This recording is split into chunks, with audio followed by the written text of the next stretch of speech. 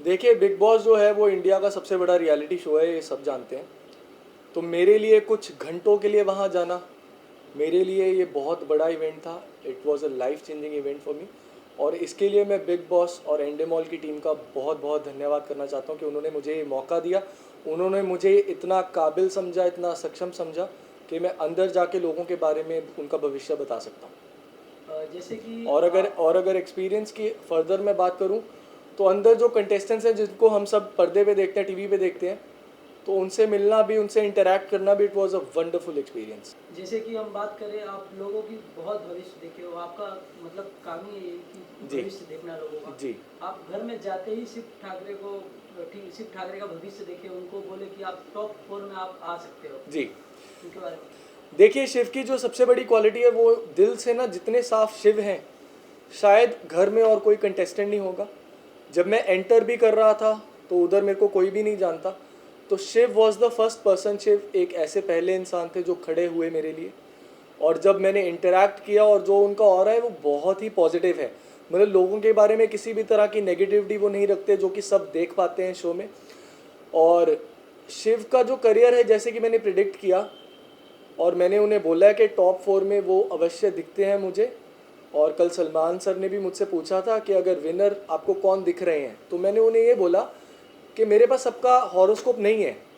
मेरा जो असली काम है वो है हॉरोस्कोप देखना। जो फेस रीडिंग है, that is the 20% of the whole thing that I do.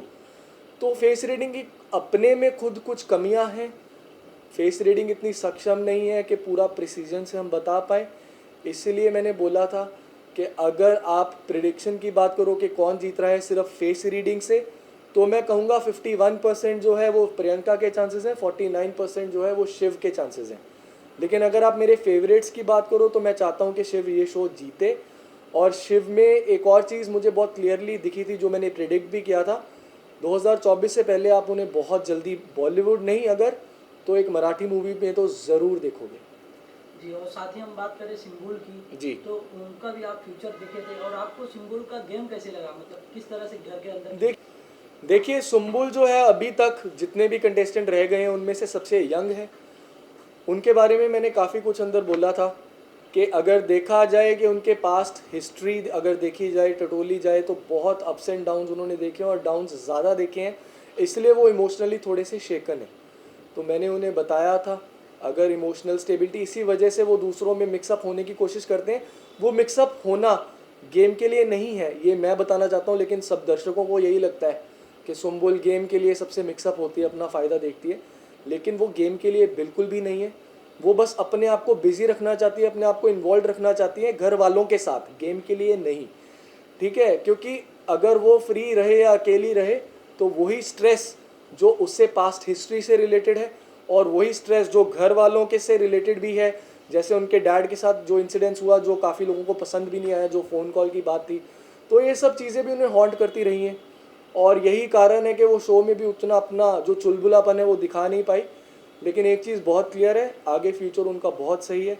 Emotional turmoil के लिए मैंने उन्हें काफ़ी सजेशंस दिए हैं, जो आपने शो में देखी होंगी। और साथ ही टीना और शालीन का जो फेक लव चालू है, जी। लोग कंफ्यूज रहते हैं कि ये फेक लव है या रियल लव है। देखिए, शालीन की तरफ से जब शुरू हुआ था, उसकी तरफ से काफ़ी हद तक प्योर था। दर्शकों को नहीं लगेगा ऐसा।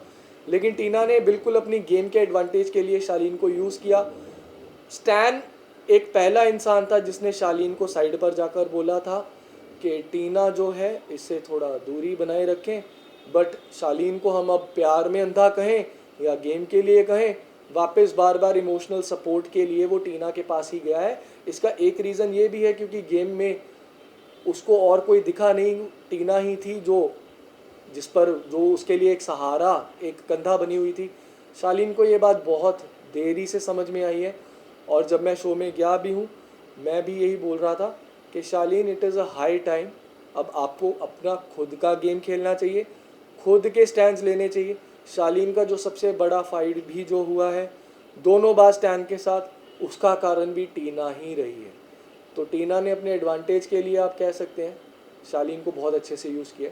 और आगे जाकर मेरे को इनका कोई अच्छा भविष्य नहीं दिखता, ये निर्दोष नहीं रहने वाला।